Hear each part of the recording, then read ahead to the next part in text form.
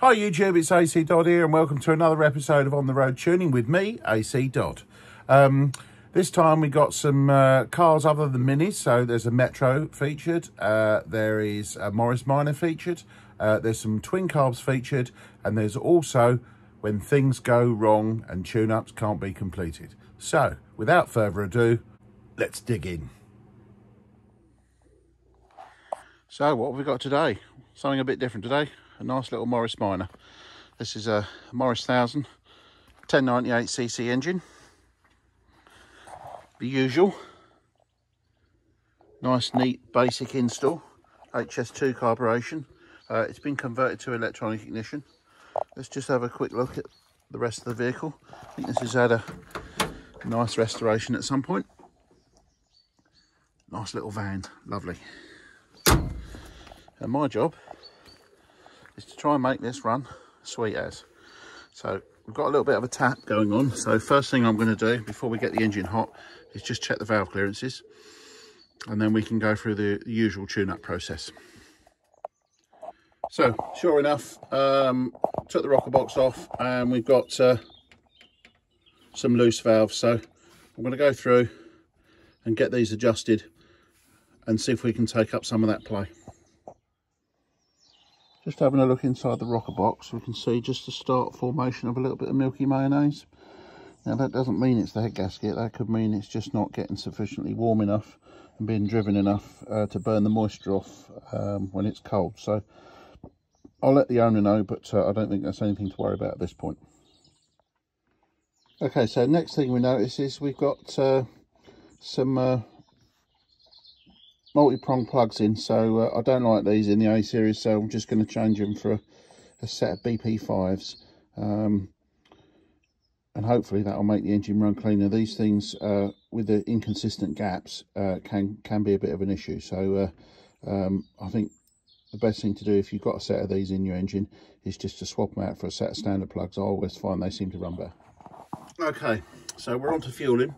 And you can see I've already got the float lid off, and that's because I'm suspecting the float is not holding back the fuel properly because the needle valve's worn. So what we've got is a needle valve which has got some wear on it. However, the most important thing about this one is it's the wrong one. So this has got the 90 thou needle valve orifice, so we need to change it for the correct 70 thou one to reduce the amount of fuel. There is some wear on there, but I'm getting a very inconsistent reading, anywhere between 0.95 and 0.78. So especially after revving, the float bowl fills right up and it's not able to control the level. So we'll put a new one in it and hopefully it solves the problem. And the new one, of course, is a genuine SU Viton tip one. So that should work and seal better than the original brass and last longer anyway. Okay, so tuning continued. As you can see, I've had to stop the tuning and replace the carb because I tried everything I could, but I just couldn't make the old carb play the game. So unfortunately, this one's going to have a new rebuilt carb. The good news is I'll carry them with me. So it's got a rebuilt HS2 going on, and obviously the old one's there. It's got the usual ailments, spindle's worn, but its main issue was the main jet was worn out, which I just couldn't lean it off enough to keep the fueling under control. So unfortunately, you can't win them all. Okay, so we're there with the 1098. The new carb's all fitted, dialed in. In the end, the original needle was an E3, which was too rich with the new carb, so I went back to an M needle. No modifications needed, and she's spot on.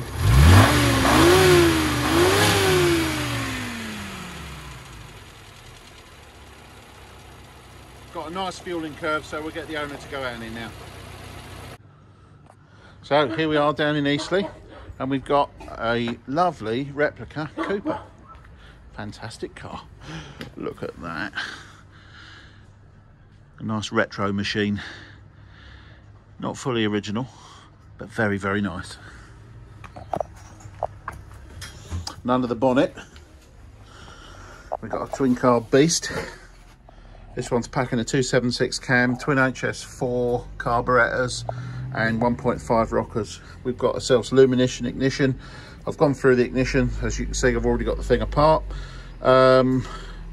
Everything on the ignition seems to be fine except one thing, which is the advance curve. It's much too slow opening just off idle, so that's going to cause a flat spot until we can get that sorted out. But that's generally the case with a lot of aftermarket curves, is they're not fast enough to account for the big cam nature of an engine like this. So that one needs to be sorted out in due course.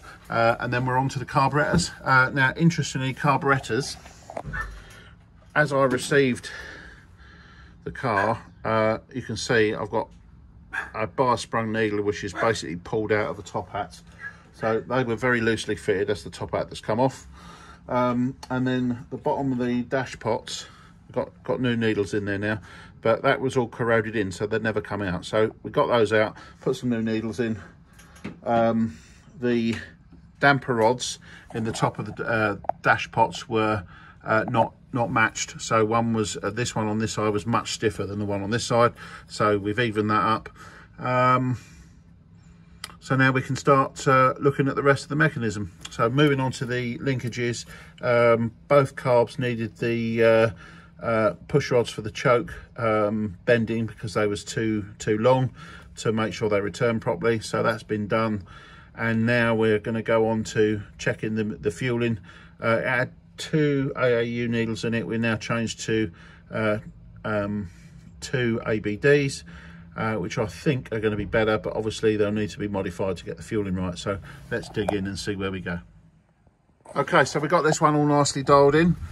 So we had a few things to sort out, one of which is obviously the linkage we had a problem with, so we had to reroute this breather pipe because it was getting in the way of the linkage.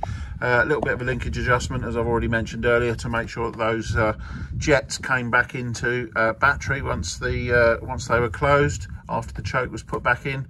Then we had a little bit of an issue with the damper rods. One was opening quicker than the other, so we swapped them about, and also did a little bit of a modification on one of them to speed it up to match the other one. We're running 3-in-1 oil on there, and it's giving the perfect enrichment.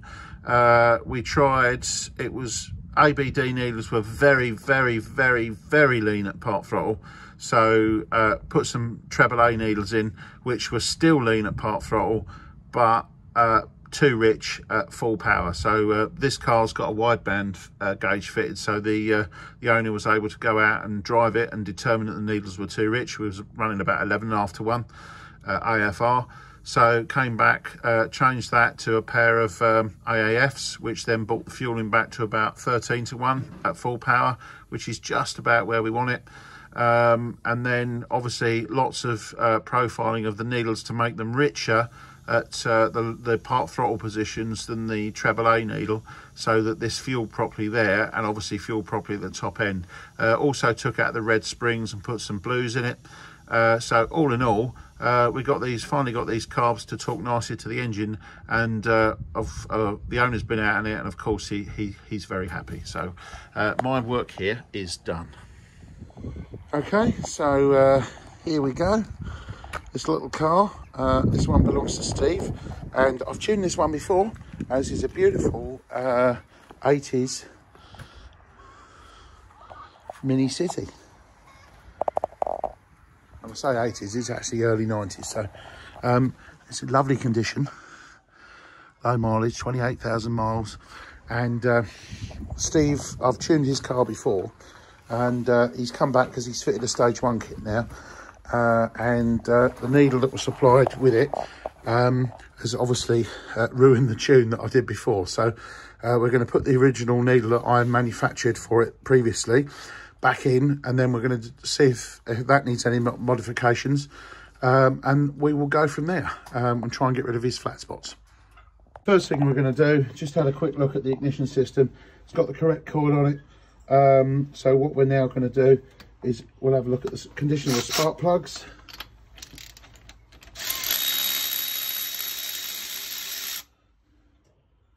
So we've got 6s, and they look like they've been in here a little while. So what I'm going to do is put the gaps right, because I've already been here before. So we're going to put another set of plugs in it. We'll also check the resistance of the HT leads. They don't look too bad. As I say, I've done this before, so I don't think we're going to find anything major wrong with this one, other than just normal service. Okay, so new spark plugs. This already had 6s in it, and they looked like they were running reasonably okay. So I'm going to put 6s back in this one. I know Steve does drive hard, so we'll put 6s in, and of course, as ever, gap them. So as of this one, 25 thou. Okay, so what we're going to do now is just check the HT lead resistance. As you can see, that reading is 1.873. So 1.8k, that's perfect. Okay, so excuse me, got this one dialed in. We didn't need to do anything in the end. Basically, the needle that was in it, it's been rolling roaded. The carburettor itself wasn't, or is still unable to control the fueling every now and then. So it goes lean effectively. So we need a carburettor on there at some point. So the owner's going to change the carburettor. I believe he's going to put a modified head on the engine, so he's going to do it at the same time, and then we can tune the whole lot. The only thing I did to it was new set of spark plugs, and I took 5 degrees off the timing, yeah, she's ready to go. Okay, what follows now is a couple of cars that I couldn't tune. So I thought I'd add these into the video just so you can see examples of cars when I come out to them when there's a problem and it needs fixing before I can get to the end. So the first one here is a Metro, and it has a problem with its fuel delivery system. Okay, so we're down in Portsmouth this afternoon, and we've got a lovely Lustin Metro. Haven't worked on one of these for a little while. Always nice when I do. This one's a little, I think it's a City, City X or something like that, but it's a 998. And what we need to do is have a look and see what's going on. So let's dig in and see what we can find. So first up, we'll get the spark plugs out. See what we got. Very rich and a big gap.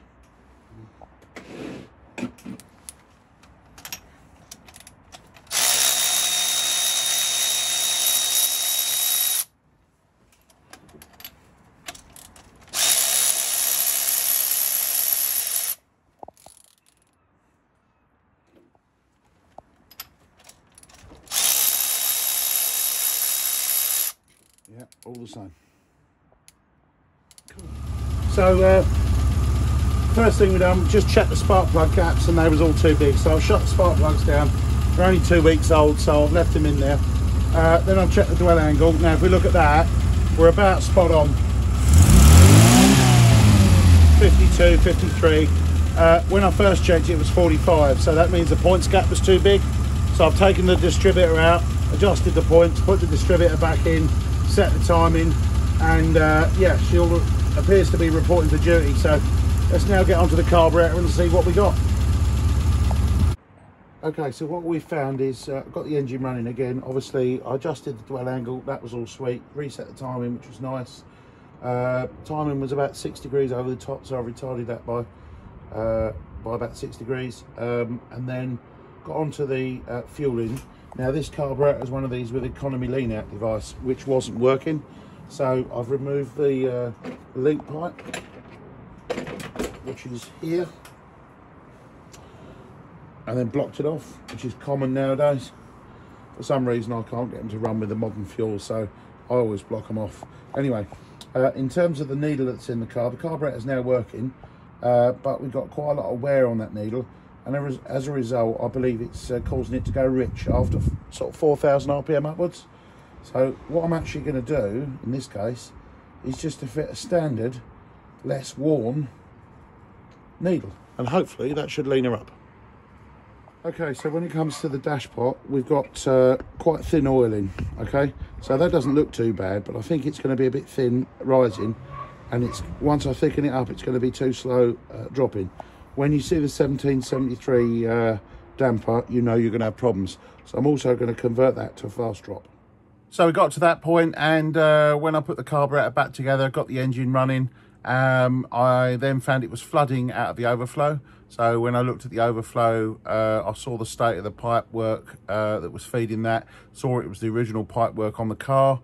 So I then advised the owner to strip the system down, remove the original rubber pipes. Obviously now with ethanol fuel, that's not going to play nicely over a period of time. So fit new pipes which obviously meet the standard, and obviously clean the fuel tank out, because I think part of the problem was we was getting some rubbish up the line, which was affecting the carburetor. So I didn't want to sell the guy a carburetor purely because I'd end up most likely filling that with rubbish and detritus and then ruining a new carb. So in these situations, the best thing to do is to clean the system out, fit a new carb, and away you go. Okay, so moving on to the next car. Unfortunately, this one had a terminal engine problem. So I'm just going to introduce you to a new tool which perhaps you haven't seen before, which is my engine manometer, which is what I use for determining piston ring wear and ring blow-by. So without further ado, let's get stuck in. Now, one of the first things I've noticed about this car is we've got a little bit of oil out around the dipstick hole, and it's wet around the top. So one of the first things I'm going to do is just do a manometer check, just to see what the crankcase readings are, because I have a suspicion that we've got ring seal or blow-by issues. Okay, so what we're going to do, this is my manometer, and it goes down in the dipstick hole like so, and then we'll run the engine and get a reading of whether we've got positive or negative pressure. So in terms of what we should have, the engine itself is plumbed up with a closed circuit system, which means that the carburetor should be producing a vacuum to suck out any gases, and we should be running a vacuum. Okay, so I didn't get all the footage there, but basically what I'm going to do is just explain the piece of kit. So that is a manometer, and that reads in inches of water, and it reads basically very fine pressure levels. So the pressure indication on a good A series at 6,000 revs is about 1 inch of water positive pressure, with no extraction on the crankcase. And in this particular case, unfortunately, that engine was producing almost 11 positive pressure. So, you know, I tried that with and without the vacuum connected, and it was still a horrendous reading. So that engine was basically in a diabolical condition. So I decided obviously not to continue tuning. Secondly, we also had a failure.